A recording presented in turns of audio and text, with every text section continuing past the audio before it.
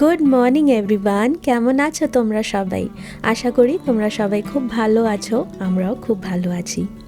Days on ক্যামেরার আরেকটা নতুন ব্লগে তোমাদের সবাইকে স্বাগত জানাই। জীবনের ভালো মন্দ মুহূর্তগুলো তোমাদের সঙ্গে ভাগ করে নেব, তাই জন্য আরেকটা নতুন ব্লগ নিয়ে চলে এসেছি। ঠান্ডার মধ্যে যেই পোর্শনটাই বাইরে সেই পোর্শনটাই মনে হয় জমে যাবে। মাফলার, গ্লাভস, টুপি সবই ইম্পর্ট্যান্ট। বেরোলাম হিয়াকে নিতে।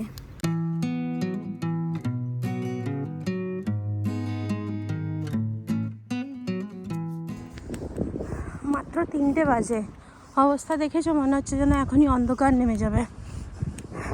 চলে এসছে হিয়া সোনা, ঠান্ডাতে জমে দই হয়ে গেছে। ঠান্ডাতে জমে না, ড্যাডা বিকেলে আসবে, নাইটে আসবে অ্যাকচুয়ালি। নাও খোলো, তালা খোলো। বাবারে ব্যাগটা যা ভারী হয়েছে আজকে। মাফলার দাও নি আজকে? আমার এমনিও আজকে গরম লাগছে। না, গরম লাগলেও মাফলার দিয়ে এসো, ঠান্ডাটা লেগে যাবে। আমার গরম লাগছে, দই হয়ে যাবে। না, লস্যি হয়। না, ঠান্ডাতে লাসি হয়। বলো, এইটা আর আরেকটা আছে। খুব ভারী হয়ে গেছে একটু ব্যাগটা। এইটা আমি চেক করবো। আজকে হোমওয়ার্ক খাতা জমা করেছো? গুড। এই দেশে থাকতে গেলে জুতো সেলাই থেকে চণ্ডীপাঠ মোটামুটি সব কাজই কিন্তু একটু আধটু জানাটা দরকার। এই দেশেতে লেবার কস্ট এতটাই হাই যে প্রতিদিনের জন্য যদি ধরো কোনো ক্লিনারের ব্যবস্থা রাখতে চাই তাহলে কিন্তু সেটা পসিবলই না। এখানে ঘন্টা হিসাবেতে এই সব সার্ভিসের জন্য চার্জ নেওয়া হয়। যদি ধরো বাড়ি ক্লিনিংয়ের জন্য লোক রাখবো তাহলে কিন্তু 1 ঘন্টার মোটামুটি 15 থেকে 20 পাউন্ড থেকে স্টার্ট। তাও আবার ঘর যত বড় সেই হিসাবে চার্জও বেড়ে যাবে। মানে ধরো 1500 থেকে 2000 টাকা স্টার্টিং প্রাইস সামান্য ঘর ক্লিনিং 1 ঘন্টার সার্ভিস যদি নাও। খাওয়া দাওয়া হয়ে গেল, রান্নাঘরের কাজ হয়ে গেল, বাসন টাসন ধুয়ে পোছাপুছি করে এবারে আমি বসবো নিজের কাজ নিয়ে। এখন বাজছে 5টা 10। হিয়া আসার পরে চান করানো, খাওয়ানো, খেয়ে উঠে গেলাম, তারপরে রান্নাঘরের কাজ সেরে করতে করতেই এখন 5টা 10 আমি ফ্রি হলাম। 4টে 10 অ্যাকচুয়ালি, 5টা 10 না, সরি ভুল বলছি 5টা 10 না, 4টে 10। তো 3:30 ঘরে আসে, 3:30 ঘরে এসে ওকে স্নান করানো, খাওয়ানো এসব করতে করতে টাইম যায়। আর তারপরে এখন এই শিব আজকে চলে আসবে, তোমার বললো তো 9টার মধ্যেই চলে আসবো। দেখা যাক ট্রেনগুলো যদি ঠিকঠাকভাবে চলে। প্রচণ্ড পরিমাণে ঠান্ডা পড়েছে, এত হাড় কাঁপানো ঠান্ডা, সবার মুখে এক কথা, কি ঠান্ডা কি ঠান্ডা। মানে চারিপাশটা যেন মানে ফ্রোজেন হয়ে রয়েছে, এতটাই ঠান্ডা। 4-5টা সুটকেস, ওগুলোকে গোছানোও আমার কাজ, আবার আনপ্যাকিংও করা আমার কাজ। শিব এই সব দিকেতে একদম নজর দেয় না, তো এই জন্যই আমার উপরে চাপটা পড়ে যায়। তো এই জন্যই আমি আস্তে ধীরে করে করছি, কারণ সবই করতে হচ্ছে। হিয়াকে স্কুলে পৌঁছানো, নিয়ে আসা, ঘরের সংসারের কাজ, নিজের ইউটিউবের কাজ নিয়ে বসি। হিয়াকে পড়াশোনা করাবো, প্রচুর ওর হোমওয়ার্কগুলো পেন্ডিং রয়েছে। যা ঠান্ডা, বাইরে আর বেরোনো যায় না। চলো দেখে আসি একটু বাগানটাতে জল ঠলগুলো কীভাবে জমেছে তোমাদেরকে দেখাই। দেখেছো ঘাসগুলো হোয়াইট হোয়াইট, এই দেখো জলটা জমে গেছে, দেখতে পাচ্ছ? পুরো শক্ত হয়ে জমে গেছে, দেখেছো? জমে গেছে, এই দেখো, দেখেছো? পুরো সাদা হয়ে জমে গেছে, বরফ, পুরো বরফ। ওরে বাবারে, এই হলো আমাদের বাগানের অবস্থা।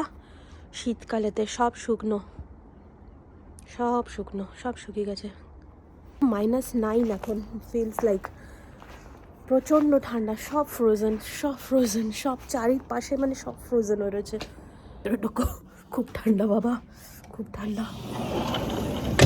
এরও অবস্থা দেখো, পুরো জমে। ওই দিনও দেখিয়েছিলাম, আজকে আবার দেখাই তোমাদেরকে। দেখো পুরো জমে গেছে গাছগুলো, দেখেছো?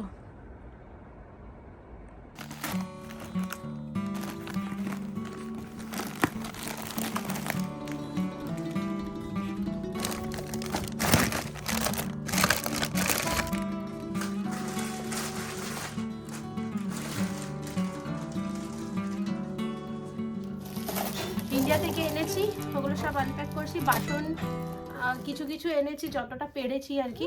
ওর মধ্যে দেখো এটা একটা নিয়েছি, এটা নিয়েছিলাম ডি-মার্ট থেকে। পুরো সেট হচ্ছে, নিচেতে কপারের। এর আগেও অনেক আগে একটা সেট এনেছিলাম, প্রথম যখন এনেছিলাম। বেট ওগুলো প্লেট ওগুলো হাত দিও না, কেটে যাবে হাত। নিয়ে এসছি তিলশোজ পুজোর আসনেতে রাখবো। আনপ্যাকিং করতে বসেছি। শনিবার আর সকাল থেকে কিছু না কিছু কাজ চলছে, এই হলো ব্যাপার। চামচের সেট এনেছিলাম, সুন্দর না দেখতে? কাশির ওষুধ হতে তোমার বেটে। এই একটা দেখো স্টিলের ডাব্বা নিয়ে এসেছি, কিছু ভাপা জিনিস করার জন্য কাজে দেবে। স্টিলের ডাব্বার দরকার ছিল, তাই একটা নিয়ে এসেছি। একটা তাড়কা প্যান এনেছি, ডাল, আটা খুন্তিও এনেছি। Now I'm playing with yo-yos. Now I'm playing with yo-yos, but there's a food called yo-yo too, and I want it too. I'm rolling in a yo-yo, but I'm not good at this. I do it like this. You have a teeny tiny mobile, but up there I have big tablet. Mom made me a mug cake, but I ate it all. Did you like that? Yes. In Brighton, this dress was so long for me. Now it's really short. My mom has this big laptop and this big. And we have this big.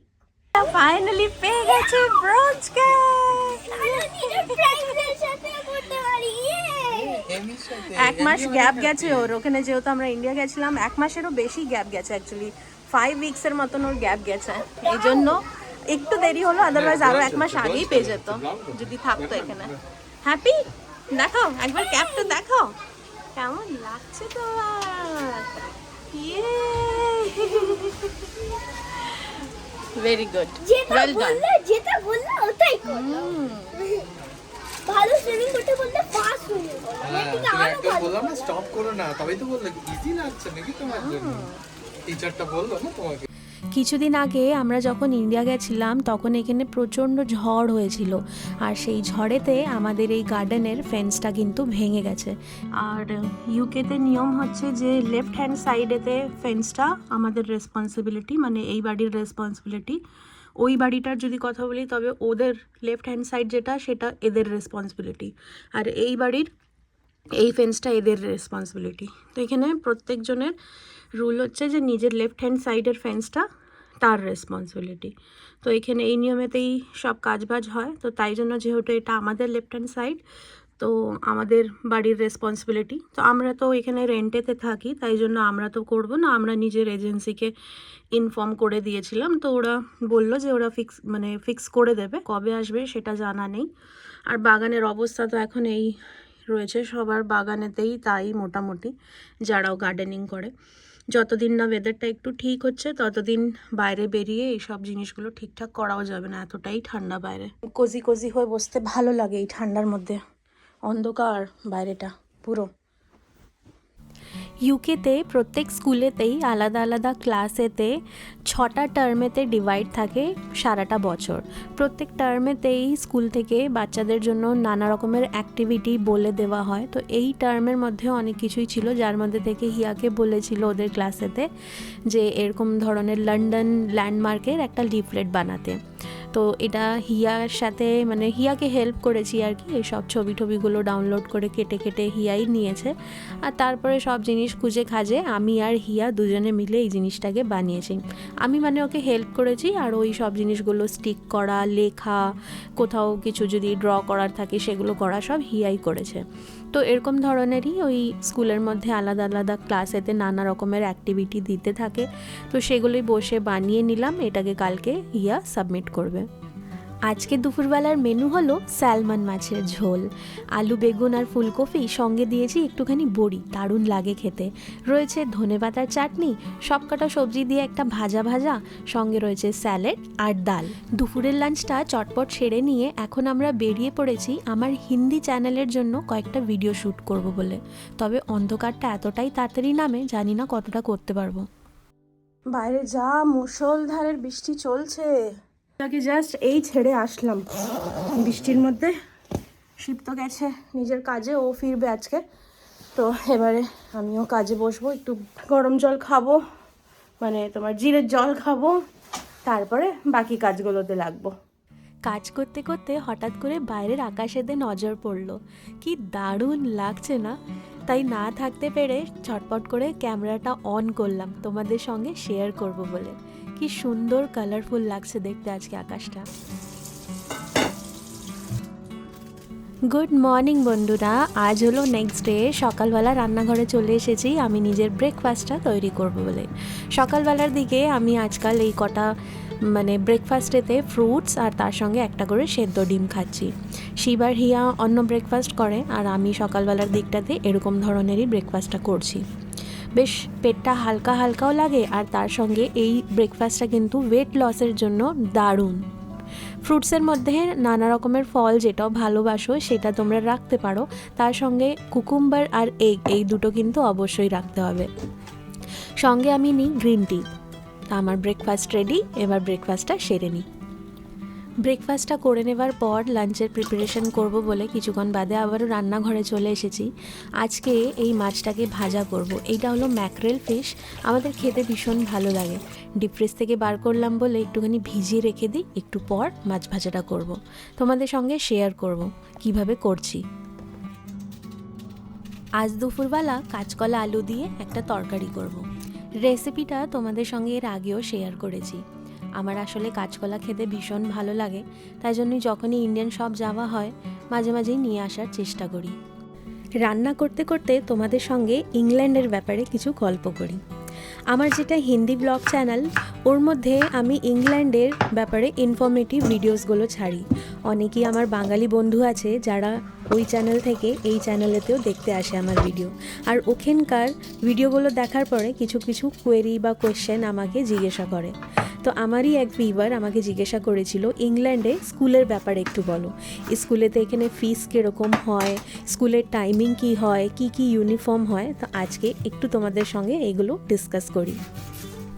ইংল্যান্ডে মোটামুটি সব স্কুলের টাইমিংগুলো সেমই থাকে।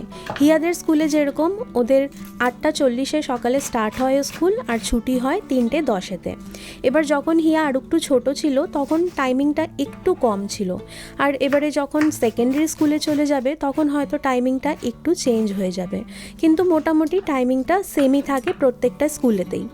এবারে যদি ইউনিফর্মের কথা বলি, তো হিয়াদের স্কুলেতে মোট স্কুল ইউনিফর্ম 3 রকমের।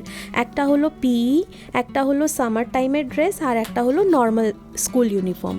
মাঝে মাঝে হিয়াদের স্কুলেতে ফরেস্ট ডেও থাকে, তখন সেই সিভিল ড্রেস নর্মাল যে বাড়ির জামা বা বাইরে ঘুরতে যাওয়ার যে জামা কাপড় ফুল স্লিভসওয়ালা পরে পাঠাতে হয়। ইংল্যান্ডে যেহেতু বেশিরভাগ সময়টাই বৃষ্টি পড়ে, তাই জন্য যখন ফরেস্টে থাকে তখন কিন্তু ওদেরকে একটা করে রেনকোট আর সঙ্গে ওয়েলিংটন বুটও দিয়ে দিতে হয়। এবারে আসি স্কুল ফিসের মধ্যে। তো ইংল্যান্ডে যেগুলো পাবলিক স্কুল গভর্নমেন্ট স্কুল, সেগুলো কিন্তু সবার জন্য ফ্রি, কোনো ফিস দিতে হবে না। আর যদি কথা বলো প্রাইভেট স্কুলের, তবে কিন্তু প্রাইভেট স্কুলে এখানে প্রচণ্ড হাই ফিস। আমরা যখন ব্রাইটনে থাকতাম তখন সেখানে একটা টপ 10 স্কুলের আমরা ফিস জিজ্ঞেস করেছিলাম, যে স্কুলটা টপ 10 মধ্যে আসতো। বলেছিল যে মান্থলি 2,500 পাউন্ড করে ফিস। বুঝতে পারছো, 2,500 পাউন্ড ইন্ডিয়ান কারেন্সিতে 2.5 লাখ টাকা মান্থলি ফিস। তাহলে যদি নর্মাল কোনো স্কুলে দিতে চাও, প্রাইভেট স্কুলে, তাহলে মোটামুটি ধরে রাখতে পারো 1,000 পাউন্ড মান্থলি ফিস লাগবে, 1 লাখ টাকা মান্থলি ফিস। যদি বা তার মধ্যে সব কিছু ইনক্লুডেড থাকবে, সুইমিং, কোনো মিউজিক যদি শিখছে তো সেটা, কিন্তু তাও অনেকটাই বেশি। এই কারণেতে এখানে 99% বাচ্চারা কিন্তু গভর্নমেন্ট স্কুলে যায়, কারণ গভর্নমেন্ট স্কুলের পড়াশোনা এখানে খুবই ভালো আর একটা স্ট্যান্ডার্ড মেনটেন করে চলে। গল্প করতে করতে প্রায় অনেকটাই রান্না আমার হয়ে এসেছে। চলো এবার মাছ ভাজাটা কী করে করছি ওটা দেখে নিই। তো মাছটাকে এখানে ভালোভাবে ধুয়ে নিয়েছি। এবারে মশলার মধ্যে নিচ্ছি লঙ্কা গুঁড়ো, হলুদ গুঁড়ো, নুন, ধনে গুঁড়ো, একটুখানি দিলাম আমচুর। টক যতটা খাও সেই অনুযায়ী এর মধ্যে টক দিও। তার সঙ্গে দিয়েছি অল্প একটুখানি গরম মশলা। এবার যদি আমচুর নেই তার জায়গায় তোমরা লেবুর রসও দিতে পারো। এবারে অল্প অল্প একটুখানি জল দিয়ে মশলাটাকে ভালোভাবে মিক্স করে নেব। মশলাটা খুব বেশি গাঢ়ও না আর খুব বেশি পাতলাও না, মোটামুটি এতটা মাখাতে হবে যেন মশলাটা মাছের গায়েতে ভালোভাবে মাখাতে পারি। এবার একে একে সবকটা পিসের মধ্যে মশলাটাকে ভালোভাবে মাখিয়ে নেব। যেহেতু এটা সমুদ্রের মাছ তাই জন্য এইভাবে মশলা দিয়ে ভাজা করে খেতে খুবই ভালো লাগে। সিম্পল যদি নুন হলুদ দিয়ে ভাজা করি তাহলে কিন্তু একদমই ভালো লাগে না। সমুদ্রের মাছের মধ্যে দেখবে একটা অন্য রকমের গন্ধ হয়, তাই জন্য ওটাকে একটু মশলা দিয়ে ভাজলে বেশ লাগে খেতে। এবারে অল্প একটুখানি সর্ষের তেল দিলাম, একটুখানি নুন ছড়িয়ে দেব। এবারে এই মাছের রেসিপিটার মধ্যে বেশি এক গাদা তেলে মাছ ভাজলে চলবে না, নাহলে সব মশলা তেলের মধ্যে ভেসে চলে যাবে। তাই অল্প একটুখানি তেল দিয়ে সবকটা পিসকে একসাথে দিয়ে দিলাম। এবারে যেই মশলাটা বেঁচে রয়েছে এটাকেও আমি মাছের উপরেই দিয়ে দেব।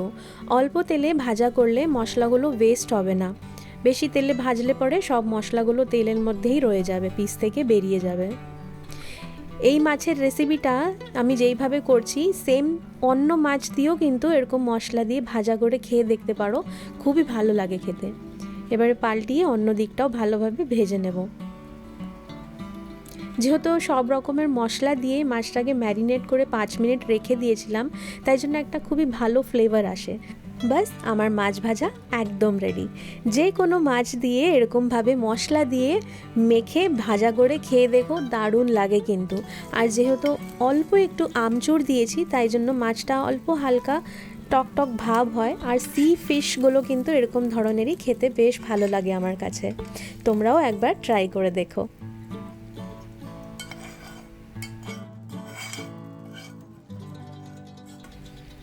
নেক্সট টাইম মাছ ভাজাটা এরকমভাবে করে খেয়ে দেখো, দারুণ লাগবে।